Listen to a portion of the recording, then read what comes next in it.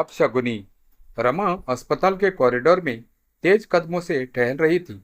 उसके आंखों से आंसू थमने का नाम ही नहीं ले रहे थे। लेबर रूम में अंदर उसकी देवरानी रूपा प्रसव वेदना से तड़प रही थी।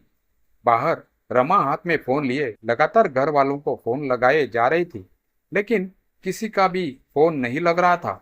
रमा को ठंड के महीने में भी डर से पसीने छूट रहे थे।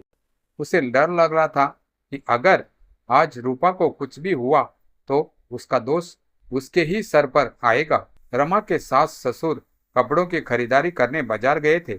देवर रोहन ऑफिस के काम से शहर के बाहर और रमा के पति अमर का आज बिजनेस से सिलसिले में किसी के साथ जरूरी मीटिंग में व्यस्त थे। रमा के लगातार फोन करने पर उन्होंने मैसेज से रिप्लाई की वो अभी मीटिंग में व्यस्त है।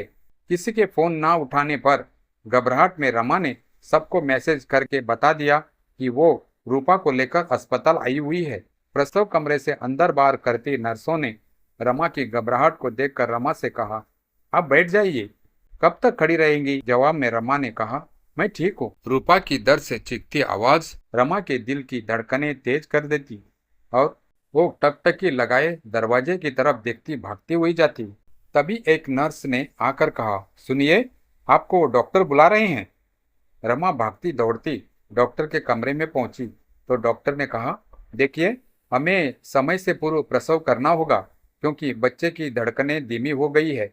आप जल्दी से इन पेपर्स पर साइन कर दीजिए। पेपर्स देखते ही रमा के हाथ पांव डर से थरारने लगे, आंखों से अश्रुधारा फूट पड़े। तभी नर्स ने कहा, देखिए, जल्दी साइन कीजिए, हमारे पास समय कम है। रमा ने अपनी आंखों से आंसू पोंछे और पेपर पर साइन कर दिया। साइन करने के बाद उसने नर्स से कहा, ये लीजिए पेपर्स, लेकिन मेरी रूपा और बच्चों दोनों सही सलामत मुझे चाहिए। नर्स ने कहा, आप चिंता मत कीजिए, सब अच्छा होगा, बस आप भगवान से प्रार्थना कीजिए। दरअसल 8 साल पहले जब रमा शर्मा निवास में अमर के साथ ब्याह कर ससुराल आई तो सब बहुत खुश थे, खासकर उसकी सास गीता जी, क्योंकि रमा अपने साथ उनकी मुंह मांगे ढेर सारे दहेज के साथ आई थी। जैसा जितना और जो जो चीजें उन्होंने मंगाई थी सब कुछ चुन चुन कर रमा के पापा ने उनको दिया था। सासू माँ ने ससुराल के कामों की सारी जिम्मेदारियों को उसको ऐसे सौंपा जैसे सब कुछ उसकी ही जिम्मेदारी थी। उसने बिना उफ किए हमेशा घर के एक एक काम किए। शादी के ठीक 2 साल बाद उसने 2 जुड़वा बेटियों को जन्म दिया, लेकिन बेटियों के जन्म के समय डॉक्टर ने परिवार वालों को बताया कि वो अब दोबारा कभी मां नहीं बन पाएगी, जिस घटना ने उसके पूरे जीवन को बदल कर रख दिया। पोते की आस लगाए बैठी गीता जी अब रमा को अपशगुनी मानने लगी। वो उसकी बेटियों को भी कभी प्यार से गले ना लगाती। अमर को ये बात बहुत अच्छे से पता थी, लेकिन वो हर बार रमा को ही समझाता, कहता, रमा, तुम माँ की बातों को दिल से मत लगाया करो, देखना समय के साथ वो भी बदल जाएगी, तुम बस धैर्य रखो। रमा का देवर रोहन उसका बहुत सम्मान करता था। वो उसकी दोनों बेटियों को भी बहुत प्यार करता था और जब भी अपनी माँ को उसके साथ दुर्व्यवहार करता देखता तो अपनी माँ को टोक देता। कुछ सालों बाद रोहन की शादी तय हो गई। रोहन की शादी की खबर सुनकर रमा बहुत खुश थी, लेकिन उसकी खुशी पर ग्रहण तब लगा जब उसकी सास ने उसे शादी की रस्मों में सामने आने से मना कर दिया। गीता जी ने रोहन की पूरी शादी के दौरान रमा को रसोई से बाहर नहीं निकलने दिया। शादी में आते रिश्तेदारों ने बुलाने पर भी वो कोई ना कोई बहाना बनाकर उसको अंदर ही कर देती। ये सब देखकर रमा खुद भी जाने से बचती, क्योंकि उन्होंने रमा को सख्त हिदायत दी थी कि उसकी परछाई भी उसके बेटे बहू पर ना पड़े। उसकी देवरानी रूपा घर आ गई। दोनों देवरानी जेठानी में बहुत जमती। शादी के 1 साल बाद रूपा जब गर्भवती हुई तो उसके गोद भराई के समय गीता जी ने रमा को अपने कमरे में बुलाकर अकेले में कहा, सुनो रमा, बड़े बुजुर्गों ने कहा है कि बांझ का तो मुंह भी देख लो, लेकिन निर्वंशी का तो चेहरा देखना भी पाप है। इसीलिए मैं चाहती हूँ कि तुम रूपा की गोद भराई से पहले अपने मायके चली जाओ। जब तक कि रूपा बच्चे को जन्म ना दे दे तुम यहाँ मत आना। कहीं ऐसा ना हो तुम्हारी छाया उस पर पड़े और कोई अपशगुन हो जाए। और हाँ, अमर को ये बात मत बताना, उससे भी बहाना कर देना। उसका जब मन चाहे तुम लोगों से मिल सकता है। आखिर तुम्हारा मायका कौन सा दूर है, एक ही शहर में है। जब भी चाहे तुम्हारे और बच्चों से मिल लेगा। रमा उस दिन इतना रोई जिसकी कोई सीमा ना थी। उसने कभी सपने में भी नहीं सोचा था कि बेटे को जन्म ना देने से उसका इतना अपमान होगा। रमा अगले दिन अपने मायके चली गई। रमा को यूं अचानक आया देखकर उसकी माँ ने पूछा, अरे अचानक, बिना बताए, क्या बात है रमा? सब ठीक तो है ना? रमा ने कहा, हाँ माँ, सब ठीक है। बस आपसे और पापा से मिलने का मन हुआ तो चली आई। पापा कैसे हैं? ठीक ही है बेटा, आज 6 साल से बेड पर है। क्या कहूँ? हाँ माँ, रमा के पिताजी को उसकी शादी के बाद ब्रेन स्ट्रोक आया और उनका पूरा शरीर लकवाग्रस्त हो गया। जिस वजह से रमा अपना दुख अपने मायके में भी अपनी माँ से नहीं कहती थी। एक छोटा भाई था तो वो कितनी और किस किस की जिम्मेदारी उठाता।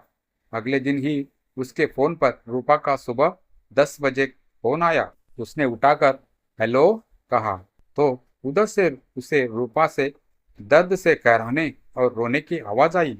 क्या हुआ रूपा, सब ठीक तो है ना? तुम रो क्यों रही हो? रमा ने घबरा के पूछा। भाभी, अभी मैं आपको कुछ नहीं बता पाऊंगी, बस आप जल्दी से घर आइए। रमा ने अपनी माँ से कहा, माँ, आप इन दोनों का ख्याल रखना, मैं अभी आती हूँ, आकर आपको सब बताऊंगी। ऑटो से रमा घर पहुंची तो रूपा दर्द से कराह रही थी और घर में कोई भी मौजूद नहीं था। रूपा को लेकर घर में ताला लगाकर रमा अस्पताल गई। रूपा ने रास्ते में बताया कि माँ जी ससुर जी के साथ गोद भराई के लिए बाजार करने गई है और रोहन सुबह ही ऑफिस के काम से शहर से बाहर चला गया। रूपा का अभी 7वां महीना ही चल रहा था। तभी नर्स ने रमा के पास आकर कहा, मुबारक हो, बेटा हुआ है, लेकिन अभी प्री मैच्योर होने की वजह से उनको अस्पताल में हमारी निगरानी में रखना होगा।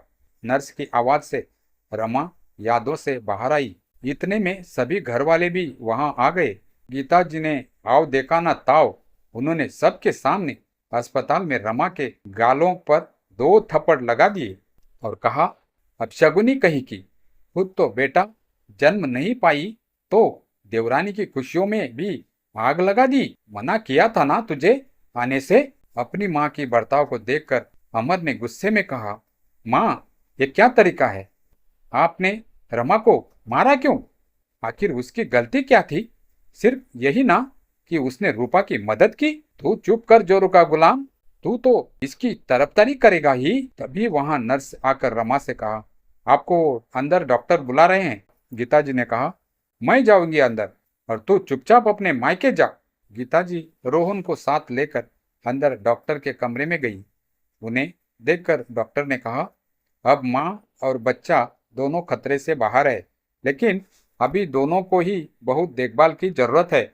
हमें बच्चों को कम से कम 2 महीनों तक इन आईसीयू में रखना होगा। इसके लिए आप सबको बहुत धैर्य रखने की जरूरत होगी। ठीक है कहकर जैसे ही डॉक्टर के कमरे से गीता जी बाहर निकली, उनका पैर फिसला और वो अस्पताल में ही गिर गई। उन्होंने उठने की कोशिश की, लेकिन वो उठने में असमर्थ थी और दर्द से वो रोने लगी। डॉक्टर ने पांव का एक्सरे और चेक करके बताया कि पांव फ्रैक्चर हो चुका है, 1 महीना बेड रेस्ट करना होगा। अब रमा के ही कंधों पर सारी जिम्मेदारी आ गई। वो रोज घर के काम खत्म करके रूपा और सास दोनों का ख्याल रखती। 1 सप्ताह बाद रूपा को छुट्टी मिल गई, लेकिन बच्चे अस्पताल में ही थे। अब वो रूपा को साथ लेकर रोज बच्चों को देखने अस्पताल जाती। 1 महीने के अथक प्रयास के बाद डॉक्टर ने बच्चे को घर ले जाने की अनुमति दे दी। इधर अब गीता जी के पांव भी ठीक हो गए। बच्चों के घर आने की सारी तैयारियां रमा ने की। रूपा और रोहन दोनों बच्चों को लेकर घर आए। गीता जी ने आरती उतार कर बच्चों का स्वागत किया। इधर रमा की दोनों बेटियां भी बच्चों को देखने की जिद कर रही थी। इसे देखकर रमा उन्हें लेकर रूपा के कमरे के पास तक पहुंची ही थी कि पीछे से कड़कड़ाती आवाज में गीता जी ने कहा, बड़ी बेशर्म हो गई हो तुम। इतनी बार बोला तुमको कि तुम रूपा और उसके बेटे से दूर रहो, लेकिन तुम मानती नहीं। इतना अपशगुन कर जी नहीं भरा। जो कुछ और करना चाहती हो, क्या सबको मारना चाहती हो? पिताजी की गुस्से में कड़कड़ती आवाज सुनकर सभी वहां इकट्ठा हो गए। रमा को लगा था शायद अब गीता जी बदल जाए, लेकिन उसकी सोच गलत थी। उसने सामने खड़े अपने पति अमर की तरफ देखा।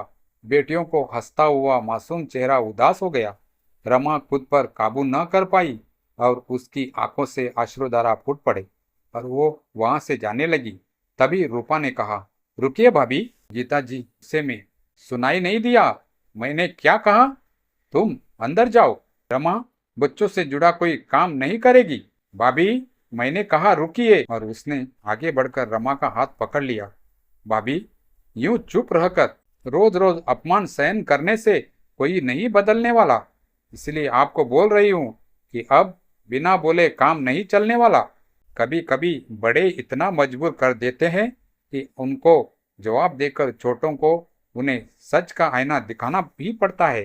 रूपा, सुनाई नहीं दे रहा तुम्हें? गीता जी ने दोबारा गुस्से से कहा। सुना माँ जी, अच्छी तरह सुना, लेकिन जिस तरह हम घर में गंदगी इकट्ठा करके नहीं रख सकते, ठीक वैसे ही मैं आपकी ये बेकार की बातें नहीं सुन सकती और ना ही मान सकती हूँ। मैंने और रोहन ने आपको बहुत बार समझाया कि आप भाभी को यूं हर बात में अपमानित ना किया करें, लेकिन आप है कि मानने के लिए तैयार ही नहीं। वो तो भाभी है जो आपकी इन कड़वी बातों को सुनकर रह जाती है, वरना उनकी जगह कोई और होता तो अब तक आपको करारा जवाब और सबक कब का मिल चुका होता। आपका तो मुझे नहीं पता, लेकिन मेरे लिए मेरी जेठानी कभी अपशगुनी नहीं थी, ना है ना रहेगी, बल्कि मेरे और मेरे बच्चे के लिए वो तो जीवनदाता है। अगर ये समय से मेरा फोन ना उठाती और यहाँ आकर मुझे अस्पताल ना ले जाती तो ना जाने क्या हो जाता। और दूसरी बात, बेटी को जन्म देने से औरत अपशकुनी नहीं हुई तो आप देवी की पूजा क्यों करती है? तब तो मेरी माँ और आपकी माँ भी अपशकुनी हुई, क्योंकि मैं भी 2 बहनें हूँ और आप 4 बहनें हैं। हम दोनों को भी भाई नहीं। तो अब बताइए कि क्या ये कहना ठीक है? तुम अपना मुंह बंद रखो। ये घर मेरा है और यहाँ सिर्फ मेरी मर्जी चलेगी, समझी? गीता जी ने गुस्से में कहा। तभी पीछे खड़े अमर ने कहा, माँ, आपने बिल्कुल सही कहा। ये घर आपका है तो आपकी मर्जी चलेगी, लेकिन मैं भी अब रमा का अपमान और बर्दाश्त नहीं कर सकता। इसीलिए मैं ये घर छोड़कर जा रहा हूँ। लेकिन जाने से पहले एक बात बता दूं आपको, जीवन और मरण सब ऊपर वाले के हाथ में है, हम मनुष्यों के नहीं। भगवान ने अच्छा किया जो उन्होंने जन्म और मृत्यु का चक्र अपने हाथ में रखा है, वरना तो कुछ आप जैसे सोच के लोग कभी बेटियों को जन्म दे ही ना।